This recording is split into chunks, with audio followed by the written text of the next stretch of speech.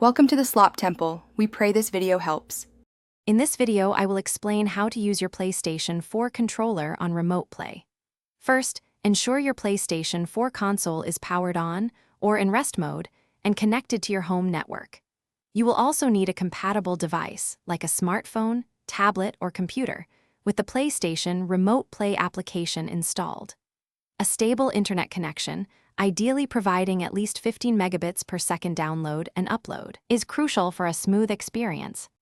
Now, let's prepare your PlayStation 4 console for streaming. From the home screen, access settings, then scroll down to Remote Play connection settings. You must enable this feature to allow external devices to connect.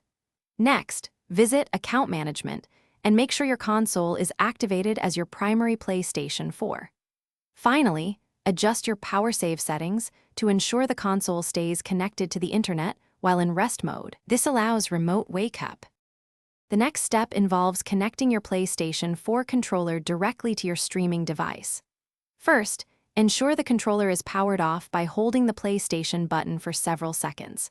Then, press and hold both the PlayStation button and the share button on your controller at the same time until the light bar begins to flash.